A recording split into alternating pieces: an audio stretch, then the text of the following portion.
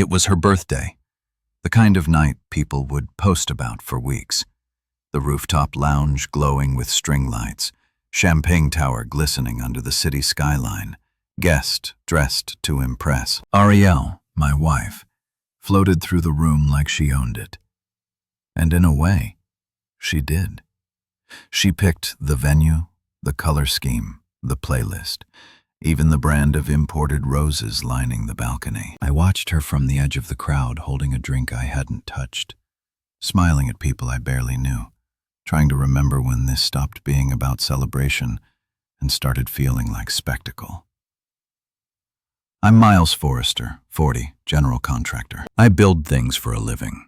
Structures, spaces, foundations that don't crack when life leans too hard. And for 9 years, I thought I was building something just as solid with Ariel. We had our differences. She grew up around summer homes and European vacations. I grew up around construction dust and discount store sneakers. But I never thought I was less until she took the mic. Her heels clicked as she stepped onto the little raised platform they'd set up near the DJ booth. She looked radiant, I won't lie. Red dress hugging her body, eyes glittering with champagne and attention. I expected her to thank everyone for coming, maybe tell a cute story or two, like she usually did when the spotlight found her. Instead, she cleared her throat and glanced in my direction with that sly smile she wore when she thought she was being cute. I just want to say, she began, scanning the sea of faces.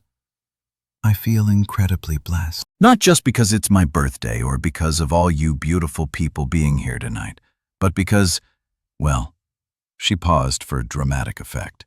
I mean, let's be real. I'm married down. The crowd laughed loud. A ripple of amusement washed across the room. I stood there, trying to understand if I'd heard her correctly. She laughed too, shoulders shaking like it was the best line she'd ever delivered. I waited for her to pull it back to say, just kidding, to add something soft to clean up the edge, but she didn't. She leaned into it. Sometimes when you're feeling insecure, you pick a guy who makes you feel like you're the star. Like you always shine brightest. The laughter doubled. Her friends nearly spilled their drinks. Her father slapped the table like he was at a comedy club. Even Tyson, my best friend and the only person from my side of life who showed up, gave me a look, equal parts apology and disbelief. I smiled. Of course I did. I smiled like a good husband, like a man who knew how to play along. I nodded, pretending I wasn't bleeding out beneath a tailored shirt and quiet restraint. Inside, though, I went still. Not angry, not defensive, just still. That was the moment. That exact moment where something inside me, something I hadn't even realized was under pressure, snapped into clarity. She wasn't joking. Not really. You don't say something like that unless it's already settled deep inside you as truth. This wasn't a playful jab. This was a reveal, an accidental admission. And once you see that, once the curtain lifts and you realize the person you've been loving doesn't see you as equal, you can't unsee it. She finished her speech with a toast, lifted her glass high, and turned to blow me a kiss. The crowd followed her lead. They clapped, cheered, took videos. Someone shouted, "You're a queen, Ariel!" And in that moment, she was regal, commanding, cruel. I felt like a caricature, the supportive husband, the steady guy in the background who doesn't mind being overshadowed. And maybe for a while, I didn't. Maybe I liked being the one who made sure the house didn't leak and the bills were paid and the dog got walked. But somewhere along the way, she stopped seeing that as strength and started treating it like furniture, necessary, unnoticed. I moved through the rest of the party like a ghost. People talked to me, clapped me on the shoulder, laughed like we were all in on the same joke. But I wasn't. I was the joke, and not the kind that makes you laugh. The kind you regret when the silence hits. Later, when the music got louder and the drinks stronger, I slipped out onto the edge of the balcony. The city buzzed below. Cars, lights, lives in motion. I stood there gripping the rail, wondering if I'd imagined the weight of what she said.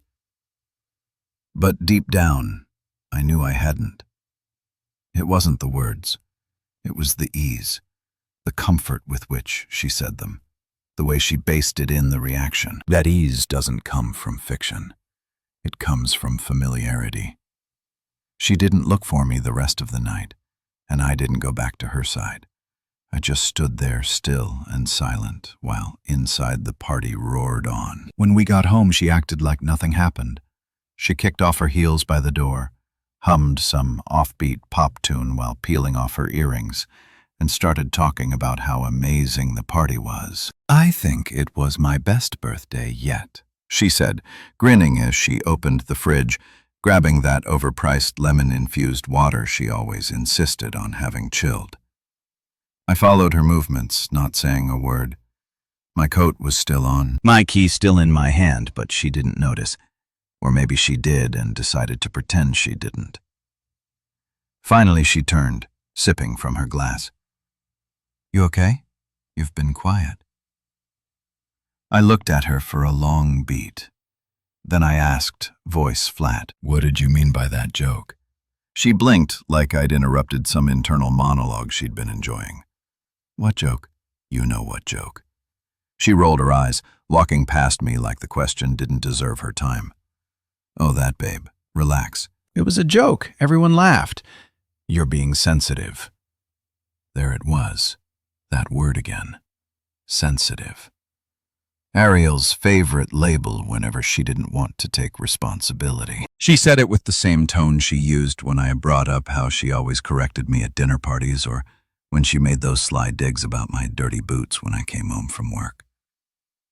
It was her way of invalidating me. Not directly, but with just enough condescension to make it sting. I didn't laugh, I said. She froze, hands still on the back of the couch. Slowly, she turned. "You're seriously upset about that, Miles. Come on. You know I love you." It was a dumb line. People say dumb things when they've had too much champagne and too much attention. You're reading way too much into it. Maybe I was, but maybe I wasn't. Because something about the way she said it, light, dismissive, practiced, made me realize she'd done this before. This wasn't the first time she'd stepped on me to lift herself up. It was just the first time I really heard it. I didn't answer. I didn't argue. I just walked past her into the hall down to the workshop I'd built with my own hands. A space she never really stepped foot in. Said the smell of sawdust and metal polish gave her a headache. But for me, that room was more than wood and tools. It was sanctuary. It was where I felt like myself. I stood in the center of the space, the glow of the overhead bulb humming above me, and looked at everything I'd built. Contracts spread across the table, blueprints rolled up in the corner, a calendar marked with upcoming projects. She'd never once asked me what I was working on, never asked how the jobs were going or how the teams were doing. To her, it was all Miles and his maintenance stuff. She didn't know I was negotiating a 7-figure contract with a downtown developer. Didn't know I'd recently bought a second truck and expanded into a third office location. She'd never cared enough to ask because to Ariel, I was her safety net. The guy who showed up, who stayed quiet, who held her coat while she basked in the limelight. I looked at my hands, calloused, rough, strong. The same hands that had fixed every pipe in our house, assembled every piece of furniture she impulsively bought online, paid every bill, even the ones she didn't know we had. Hands that had been steady through every emotional storm, through every dismissive remark. And now those hands were done holding it all up. I started packing. I didn't move with rage. I wasn't shoving things into bags or throwing clothes across the room. No, I packed with the same precision I used to lay foundation beams and draft framing plans. I took my time, my tools, my documents, my personal files, all of it went into the truck quietly, efficiently. She was upstairs for most of it, curling her hair, getting ready for some late-night hangout with her friends. Girls' night, she called it earlier, winking. The irony wasn't lost on me. At 9:12, she came downstairs in a backless dress, heels in hand, purse slung over her shoulder. She paused just long enough to blow me a kiss over her shoulder. "Love you, babe," she said. I didn't respond. She didn't notice. By 9:30, the truck was loaded. The contracts she'd never cared about were in the passenger seat. The workshop lights were off. The door was locked behind me. I didn't touch the bedroom, left all my clothes hanging, shoes lined up. Let her wonder why I hadn't cleared them out. Let her think I might come back. I didn't leave a note, but I did schedule an email, 6:45 a.m. sharp. I typed it slowly, deliberately. No insults, no begging, just truth, quiet and clear. And then I drove off. Not in anger, not in heartbreak, but in stillness. Because when someone tells you who they are, even through a joke, you listen. And I'd finally heard her. She left at 9:12 p.m. in heels and a backless dress, head held high like nothing had cracked, like she hadn't stood in front of her entire social circle and turned her husband into the punchline of her power trip. She didn't look back, just called, "Love you, babe," and blew a kiss like we were still playing house. I didn't catch it, didn't raise a hand, didn't flinch. I just watched her go, watched the door close behind her with that soft click that, for the first time in 9 years, didn't carry the weight of routine. It sounded like release. By 9:30, the house had fallen completely silent, and I was already halfway through what I needed to do. I moved with focus, not fury. No slamming drawers or angry music blaring from the Bluetooth speaker. Just the steady shuffle of boots on hardwood, the quiet creak of hinges, the zip of bags closing. Every tool I owned I packed with care. My drills, levels, measuring tapes, chisels. All the things she joked made me look like a maintenance guy. Those tools had built homes, safe contracts, fed us. But to her, they were props in a life she thought she'd grown too big for. I lined them in the back of my truck with the same reverence I used on job sites. No scratches, no mess. These tools were an extension of me. She didn't respect them. She never respected what they symbolized, what they made possible. Then came the documents, contracts I'd signed over the years, project reports, business registration forms, the leases on the properties I'd invested in quietly under the name M. Forrester Holdings. She didn't know I even had a holding company, never asked, never wanted to know. All those years of me thinking I was protecting her from financial worry, making life easier, and maybe I was. But I was also giving her a world she thought came effortlessly. She'd once asked me why I never posted about work. "You should share what you do," she'd said. But she didn't mean it. She meant post something that makes me look good. She didn't want sweat. She wanted shine. That wasn't me. I grabbed my spare phone. Next, the business line. She didn't even know it existed. I kept it separate from the start, just in case. I'd used it for supplier orders, contract bids, team management. It buzzed with quiet power. Ariel was never curious about it. "Too many phones," she said once. "Makes you look shady." Ironic. The last thing I took was the key fob to the new truck, the one she thought I was borrowing from the job site. It was mine, titled, insured, and paid for in full. I hadn't told her about it. Some part of me already knew months ago that there would come a time when I'd need to go, and go fast. I didn't touch the bedroom, left the closet full, the shoes, the belts, even the watch she bought me 2 birthdays ago that never quite fit right. I left it all. I didn't want her to walk into an empty room and know I'd planned this. I wanted her to be confused, to wonder, to replay that speech in her head over and over, trying to figure out if that was the moment everything started to unravel. There was no note, No dramatic monologue. No movie-ending speech about how she broke my heart. I wasn't heartbroken. Not anymore. I was awake. Before I stepped out the door, I scheduled an email on my laptop, drafted it in the workshop, just a few lines. I wasn't interested in justifying myself. I wasn't going to beg for understanding. I was going to leave her with the only thing she never gave me: clarity. The email would hit her inbox at 6:45 a.m., right after she stumbled back into the house and realized I wasn't waiting up. Right after she noticed the keys missing from the hook, the boots gone, the garage door untouched. Right after the silence hit her. I walked out of that house the same way I walked out of the church when my father passed. Still, but with finality. Not rushing, not confused, just knowing. The driveway lights blinked on as I opened the truck door.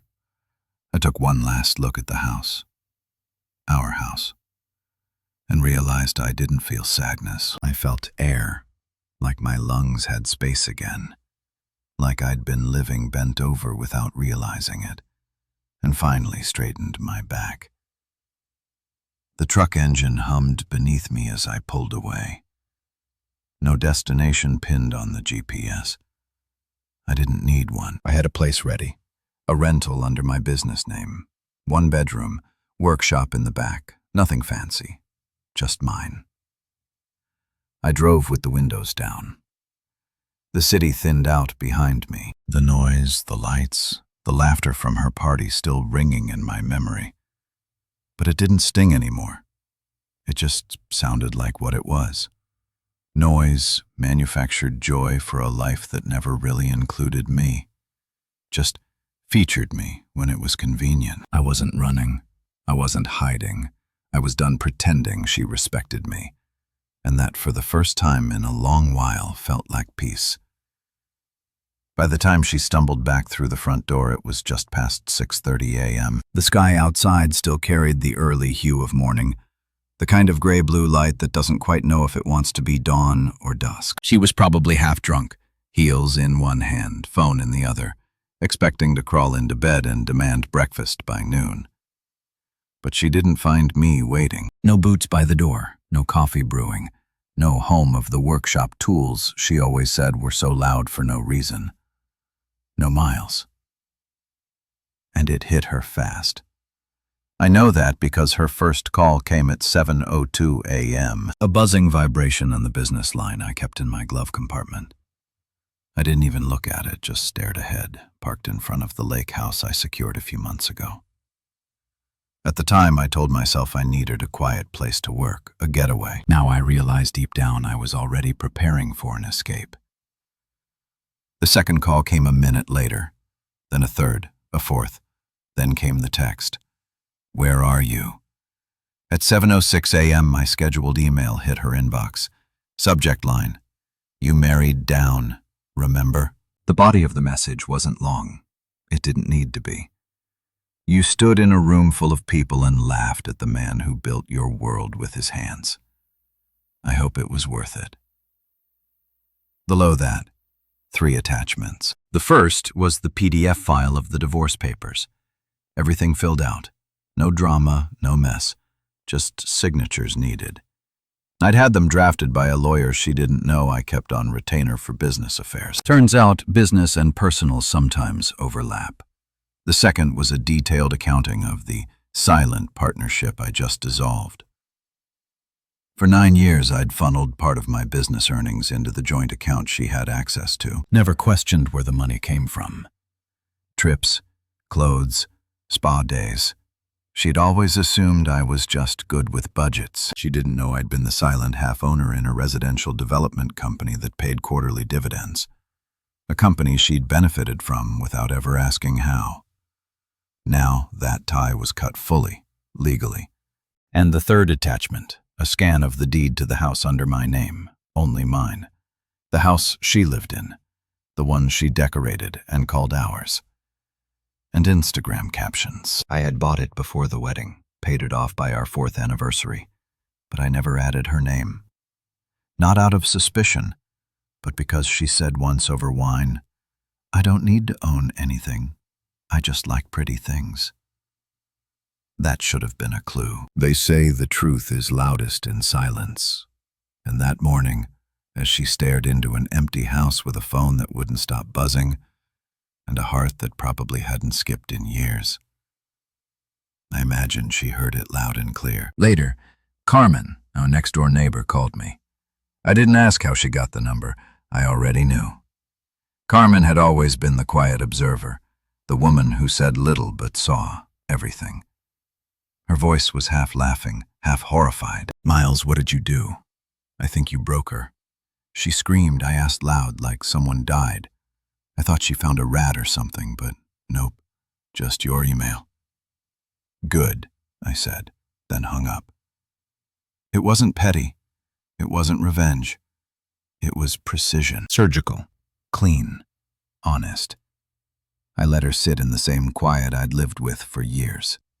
Let her walk through that cold house and realize that her world, the one she built on curated dinners and designer rugs and click-worthy parties, was missing its foundation. Because that's what I was. The foundation. And foundations don't need spotlights. They don't ask for attention. But when they leave, everything above them cracks. I poured myself a cup of coffee and sat out on the deck of the rental house, listening to the water lap against the dock. No texts, no explanations, no drama. Just me. The man who had been married down but walked away standing taller than ever. By noon, Tyson called. I let it ring twice before I answered. "She's losing it," he said. "Figured. She's trying to figure out where you went, asking everybody. Her dad's pissed. Her friends think you're having a midlife crisis. She's trying to figure out where you went, asking everybody. Her dad's pissed. Her friends think you're having a midlife crisis." I laughed genuinely for the first time in weeks. "Tell them I'm having a clarity crisis instead." Tyson paused. "You good, though?" I looked around. Bare walls, wood floors, soft breeze drifting in from the lake. "I'm better than good." "All right, man." He said, "Just wanted to check. Let me know if you need anything. Thanks for not saying anything to her. She didn't deserve an explanation." He was right. She didn't. Because some people don't want to understand you. They want to own your silence, molded into their version of the truth. But when that silence turns into distance, and that distance becomes absence, that's when they finally realize silence was never weakness. It was restraint. And mine had just run out. She used to say it all the time, sometimes with a giggle, sometimes with a mock sigh, sometimes after too much wine when the honesty slipped out between slurred syllables. "You're lucky I chose you." And I'd smile. Not because I believed it, but because I thought it was harmless. I thought love could hold through little ego trips and careless jokes.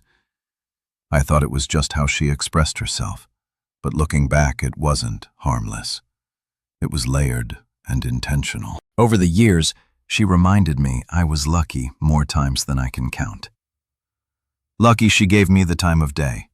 Lucky she tolerated my flannel shirts and muddy boots at her gallery events. Lucky she didn't try to change me, even though she constantly tried to soften my rough edges in every subtle, calculated way possible. She dressed it all up in charm and social grace, but the message was clear.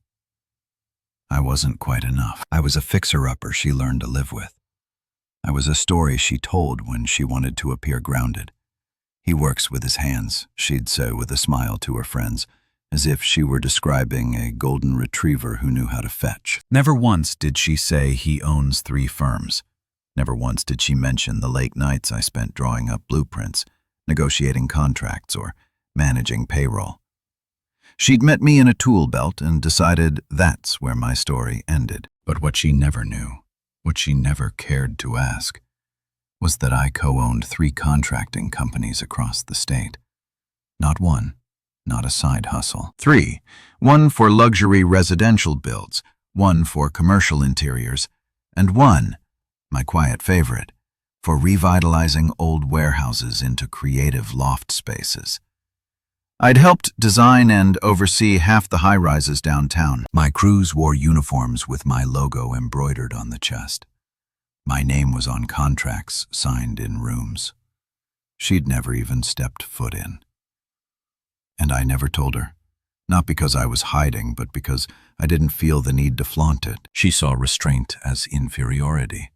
I saw it as security. I didn't need applause to know my worth. But that was the mistake, wasn't it? Giving someone the benefit of the doubt while they built a narrative around you. Letting someone clip your wings and call it a favor. She laughed at my silence, never realizing silence was where I kept all my strength. She thought not bragging made me small.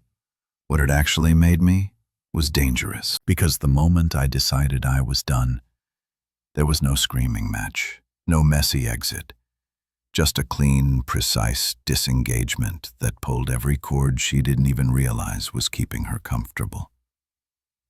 She thought I needed her. She thought I couldn't breathe without her attention, her world, her social calendar. But what she really gave me all those years was a front-row seat to how power warps love. How people don't always marry you for who you are, but for what you can stabilize in them. She married me to feel taller, to feel superior. She needed someone steady to stand on so she could rise. And I played that role for years, not because I lacked self-respect, but because I thought love was service. I thought providing peace, structure, and loyalty would be enough. It wasn't. Because to her, love wasn't partnership. It was optics. If I had the handyman husband, the rugged contrast to her curated lifestyle, the guy who stood quietly at parties while she floated through conversations, dropping jokes that made everyone laugh and me feel small. The one who'd take her keys when she drank too much, walk the dog when she was late to brunch, fix the sink when she overloaded the garbage disposal for the 4th time. But I was never her equal, just a well-trained feature in the life she built for display. She didn't know about the scholarships I funded for trade school graduates or the employees I mentored who now own their own crews. She didn't care that I got up at 4:45 a.m. every morning because leadership starts before the rest of the world opens its eyes. She never once asked about the men who counted on me to keep the lights on in their homes and paychecks in their pockets. I wasn't flashy, I wasn't fancy, so I didn't count. But now she's learning what silence costs, what presence actually meant. Because I wasn't just holding the bills or the wrench or the dog leash. I was holding her entire illusion. And when I left, the whole house, her version of it anyway, started creaking. I got a message from one of her friends yesterday, Morgan, the redhead who always wore sequins like it was New Year's Eve. It just said, "You really walked away like a ghost. You okay?" I didn't answer, not because I'm angry, but because some people don't get access to the new chapter. They only knew the character I played for her benefit. Now she's choking on the silence she mocked for years, drowning in the absence she once called boring. And I'm not watching from the shadows. I'm not checking her socials or listening for updates through mutual friends. I'm just living quietly, fully, powerfully, because the joke was never on me. It was on the woman who never realized what she had, until the silence spoke louder than the wedding vows she forgot she made. I expected anger, denial, maybe a little shame. What I didn't expect was how fast Ariel would try to spin the story. She didn't apologize, didn't reach out to take ownership of her words. Instead, she went on the offensive, weaponizing charm, leveraging sympathy, painting herself as the one left in the cold. It was almost impressive how quickly she turned her humiliation into a narrative of betrayal, like she had rehearsed it, like she'd been ready all along. By that afternoon, the texts started pouring in. "You just walked out without a word. That's cruel." One of her friends messaged Erica. I think the one who always referred to me as Mr. Fix-It like it was cute. Another came 5 minutes later. You embarrassed her. That one had no name, just a number saved from one of those whiny's nights I was dragged to every month like clockwork. Then her mother called. You've always been emotionally distant, Miles. She said it with that same clipped, icy tone she used the first time I shook her hand years ago, when I wore a button-down she thought was too cheap for their brunch table. Back then, I thought time might soften her, but time just gave her more fuel to see me the way she wanted to see me, as less. I didn't answer any of them. Not the calls, not the messages, not the half-hearted guilt trips disguised as concern. They weren't reaching out for truth. They were reaching out for a version of events they could make sense of. One where Ariel was the victim, where I'd simply vanished out of spite, abandoning the perfect life she built with such love. But I wasn't playing that game. I never had been. That was her arena. Public perception, curated drama, emotional manipulation cloaked in casual phrases like, "You know how I am."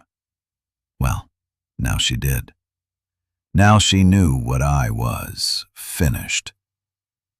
She called Tyson next. I didn't have to ask. He texted me before I could even check. She's spiraling. Never seen her like this. I stared at those words for a while, not because I felt pity, not because I wanted to fix it, but because for the first time, someone else saw her the way I had for years. Unfiltered, unguarded, cracking. I typed back, slowly. She finally saw me leave. That's what she never thought I'd do. He didn't reply after that. He didn't need to. Ariel's entire world was built on one unspoken assumption that I would always be there. Steady, silent, unmovable. She'd grown so used to my patience that she mistook it for passivity. She thought being calm meant I couldn't leave. That because I didn't fight, I didn't feel.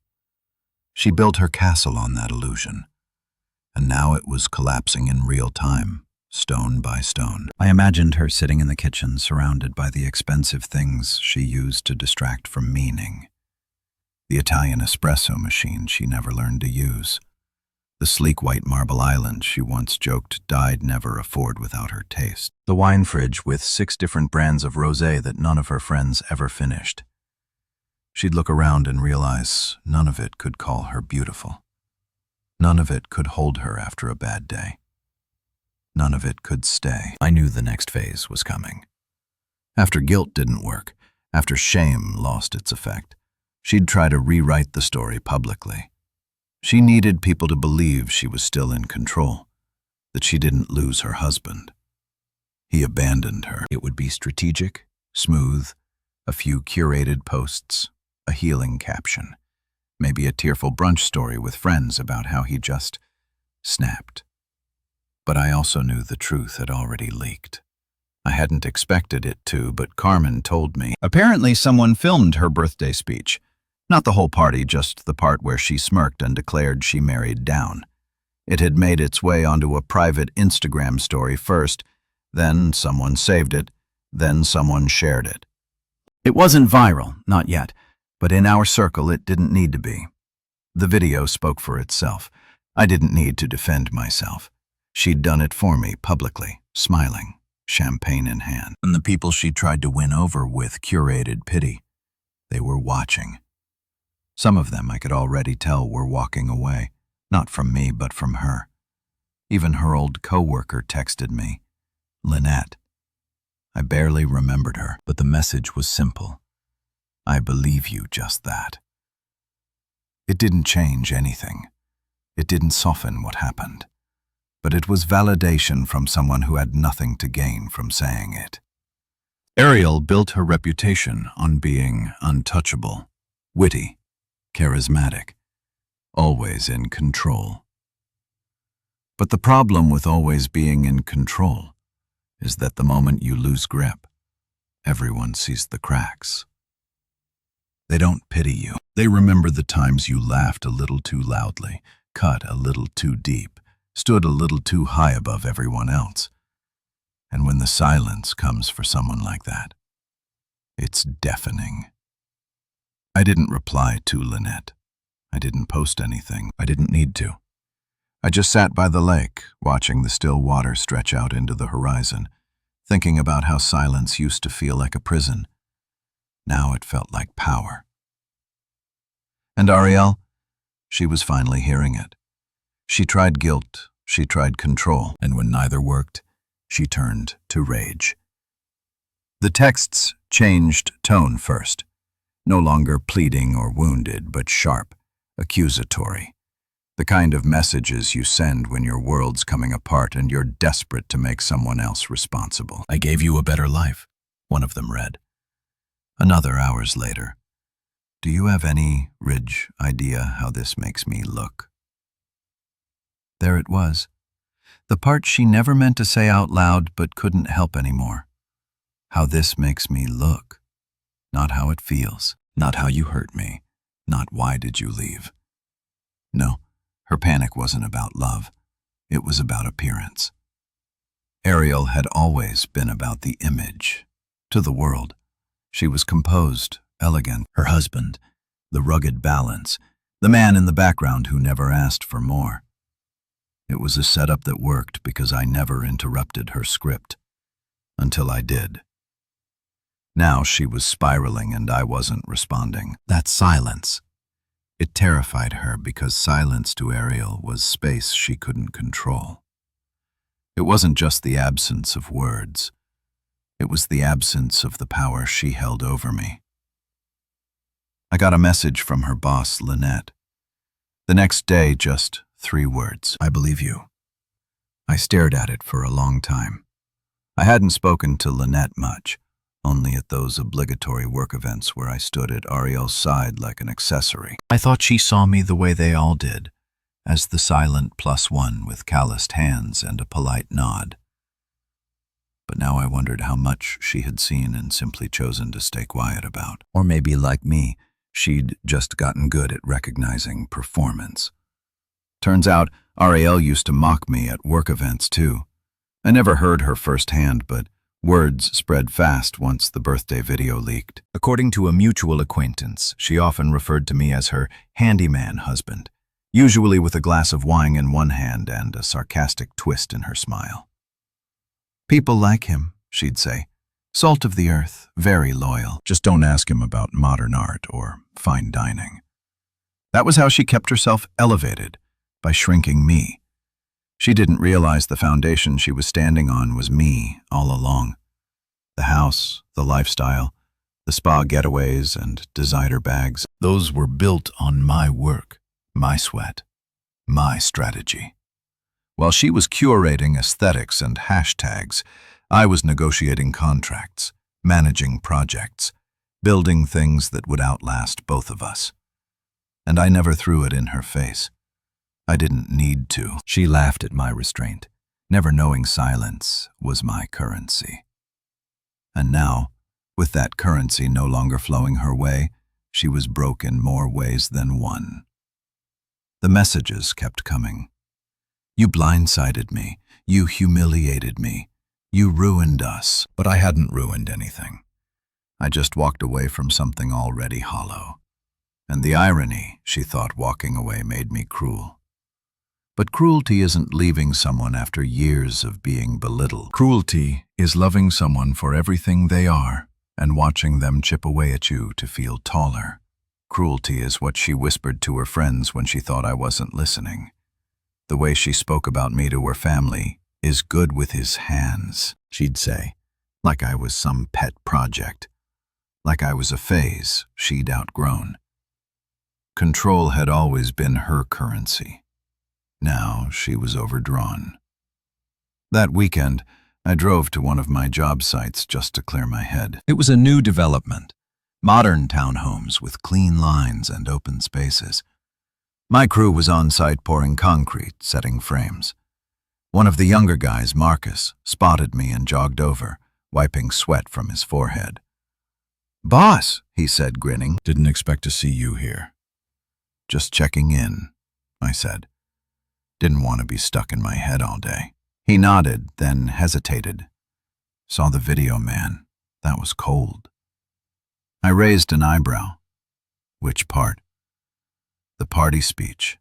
The Mary down thing. He looked down uncomfortable. You didn't deserve that. Thanks, I said simply. You handled it like a king, he added. If it were me, I don't think I'd have stayed that calm. That was the thing. I didn't need to react.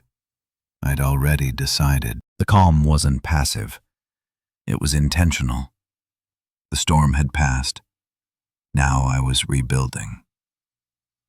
I stayed on site the rest of the afternoon, helping where I could, getting my hands dirty.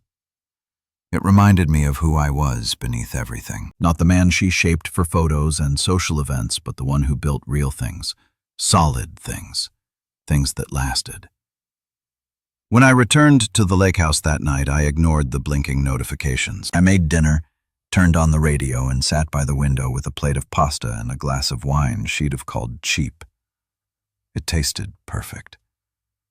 I didn't think about her voice or her anger or her public unraveling. I thought about peace and how good it felt to live a life that wasn't being narrated for someone else's spotlight.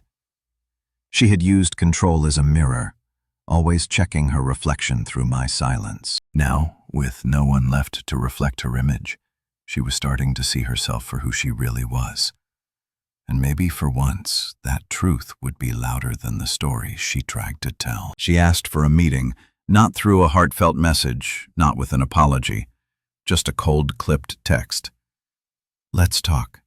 I deserve that much. She used to be careful with her words.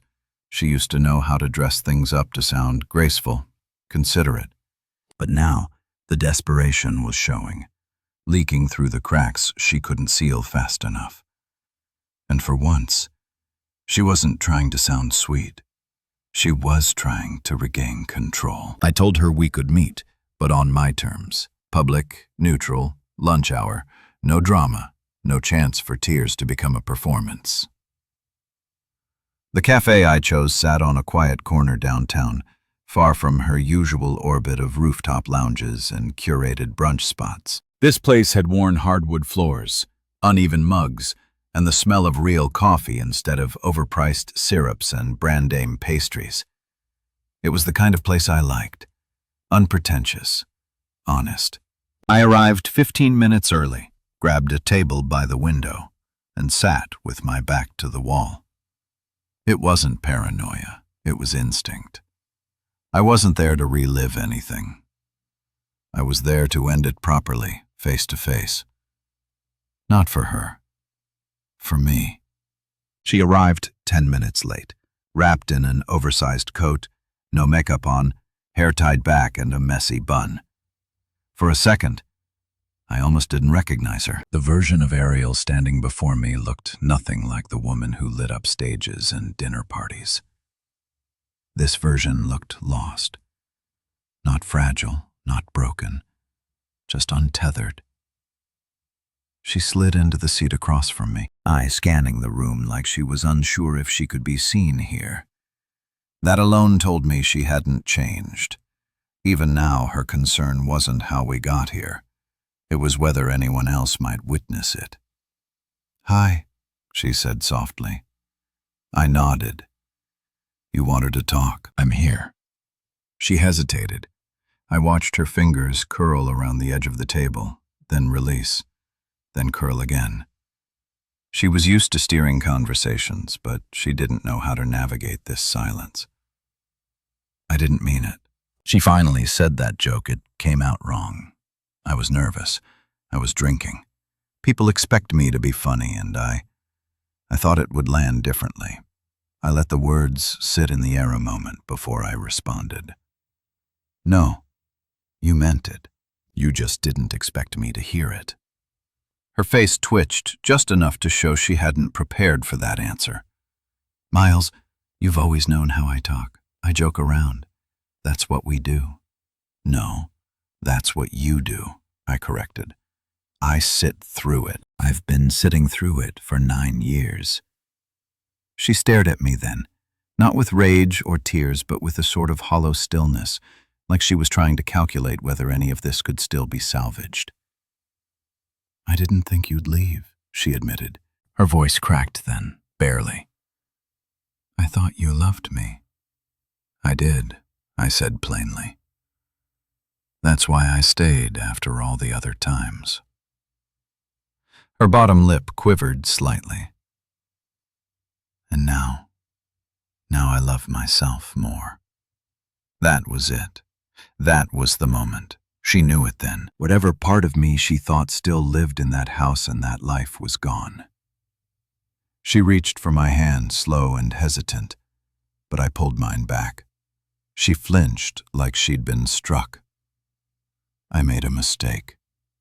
"No," I said calmly. "You told the truth. You just thought the truth wouldn't cost you anything." The air between us grew thick. I could hear the clink of dishes behind the counter, the hiss of milk being steamed, the distant murmur of other customers. But between us, just truth. Unfiltered, unforgiving truth. "You think I'm a monster," she whispered. I shook my head. "I think you're someone who got used to being admired. And when that wasn't enough, you started using people like mirrors. You needed someone to reflect your shine back at you. And I did for years. But I'm done being your spotlight." Tears welled in her eyes then, but I didn't lean forward. I didn't offer a napkin. I didn't move to comfort her because comfort is for people who own their damage. And she still hadn't.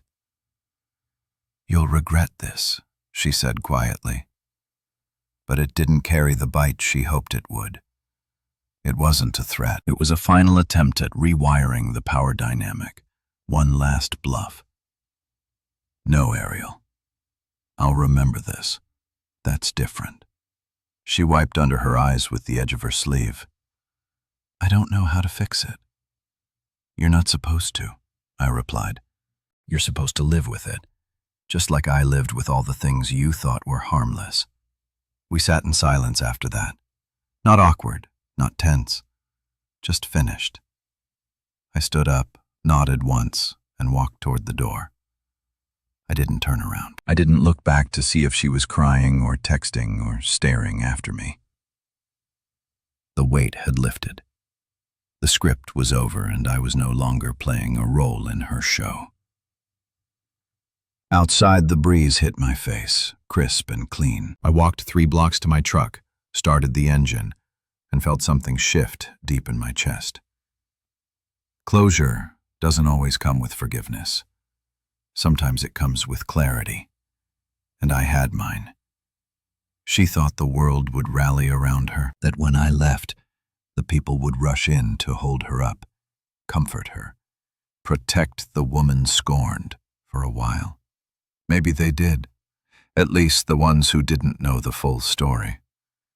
But image has a shelf life, and hers had just hit expiration. Slowly, one by one, the pieces started crumbling.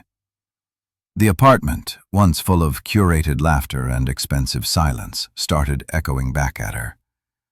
Too quiet, too still, no boots at the door. No soft clatter of my tools in the workshop. No humming of the washing machine late at night after I remembered to do her laundry when she forgot. She must have thought the quiet would be calming. It wasn't. Then came the money, or the absence of it. Her first call to the bank must have been a shock. The joint account was closed, the deposits that padded her weekends gone, the automatic payments bouncing. She had never looked too closely before. She trusted that the balance would refill itself like magic. But the magician was gone now, and the act was over. Her lifestyle depended on an engine she never bothered to understand. She never realized how much of her day-to-day was financed by a man she once referred to as comfortable but not ambitious. What she called comfortable, I called stability. What she dismissed as ordinary, I called integrity, but none of that mattered anymore. Then came the friends. The ones who had laughed loudest at the party. Her audience. When the video leaked online, it wasn't just a clip. It was a headline. Birthday girl destroys her own marriage in 10 seconds. That's what someone titled it when it hit social media. Someone with a dark sense of humor and a sharp sense of irony. It spread quickly. Not viral by internet standards, but viral enough. Viral in our town, viral in our circle, viral in the boutique fitness class she posted about twice a week. Viral in the wine tasting group she curated on Instagram. And the comments? They weren't kind. Some defended her at first. It's just a joke. Everyone teases their partner. But the deeper the thread ran, the clearer it became. People saw it for what it was. Not banter, not wit, but cruelty.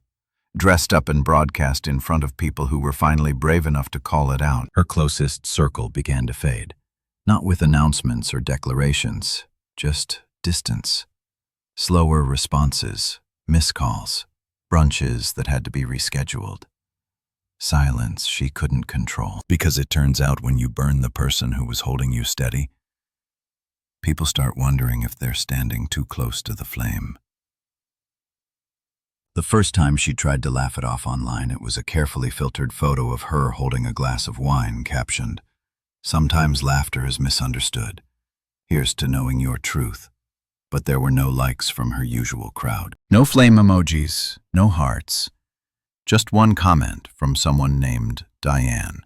Hard to misunderstand someone saying they married down while smiling. After that, she didn't post for a while. When she reached out to me again, it wasn't with anger or manipulation. It was desperation. "Can we talk?" No punctuation. Just a flat line of need. The kind of message you send when the walls finally stop holding and you have no one left to lean on. I didn't reply. Not because I was vengeful, not because I wanted her to suffer, but because I knew that anything I gave her now, words, attention, comfort, would only serve to rebuild the pedestal she once kicked out from under me. And I wasn't in the business of being her support beam anymore. This wasn't about revenge. This was about truth catching up. It always does eventually. The story she told about me, that I was lucky to have her, that I was the one riding her coattails, that I was just a handyman, had unraveled. And not because I exposed her. I didn't have to. She exposed herself publicly, loudly, gleefully. And when the applause didn't last, when the echo faded, she looked around and realized the only person who'd ever actually stayed was the one she pushed out the door. Meanwhile, I was rebuilding quietly, intentionally. I took on new projects, hired 2 new team leads, spent more time on the job site, and even more time at the lake, where my thoughts came without judgment, and the mornings broke with peace, not performance. I wasn't gloating. I wasn't watching her fall apart. I just stopped carrying the weight of her illusion. Let her world collapse. Let the applause die. Let the mirrors crack. Because when someone laughs at you in a room full of people and calls it love, the last thing they deserve is a second performance. And I was done being part of the show. I didn't block her, not because I wanted to leave the door open, but because silence is louder when it's a choice, not a defense. I didn't curse her out, post cryptic quotes, or send angry messages at 2 a.m. I didn't beg her to understand. I didn't try to explain the weight of 9 years of quiet sacrifice. I let the truth sit with her the way I had to sit with it for years. Alone, steady, and undeniable. She tried reaching out a few more times. A missed call, a long message I never opened. A voicemail where her voice cracked halfway through saying my name, followed by that awful pause where she must have realized she didn't even know how to talk to me anymore. That she never really did. She only knew how to talk about me. I didn't respond, not because I was punishing her, but because I had nothing left to say. Every word I'd held back for years had already been said through my actions. Every insult she dressed up as humor had finally echoed back, not from my mouth, but from the absence I left behind. The silence wasn't meant to hurt her. It was meant to show her how much noise I've been absorbing all along. Now I live in a quiet cottage by the lake. No marble countertops, no decorative pillows bought for the aesthetic, but never used. Just clean wood floors, honest air, and space that breathes with me. It's not empty. It's peaceful. There's no performance here, no stage joy, just me and the life I rebuilt. My business is thriving. Funny how that works. When the noise dies down, you start to see things clearly. I poured everything I had into my companies. More focus, more leadership, more energy. Projects finished faster. Clients noticed the change. I wasn't dragging around emotional dead weight anymore, and the freedom showed in the work. I built homes again, real ones, foundations that don't shift under pressure. I shake the hands of people who look me in the eye. I walk into rooms and don't feel like I have to shrink myself to make someone else feel taller. I don't have to downplay what I've built to protect someone else's ego. Sometimes I get messages from people who saw the video. I don't know how many times it's been reposted, but apparently it struck a chord. I never reply. I don't need applause for walking away, but the messages come anyway. You handled that with grace. You're an example of strength. That silence masterclass, but it wasn't grace. It was clarity, because there's something about being laughed at by the person who's supposed to love you that strips away every illusion. When someone tells you out loud on your birthday with a mic in their hand and your friends watching that they married you to feel superior, something inside you stops settling. That moment didn't just change my marriage. It changed me. It reminded me that being steady is a gift, but letting people mistake it for weakness is a choice. And I'd chosen wrong for too long. There are still moments when memories creep in. Not the big ones.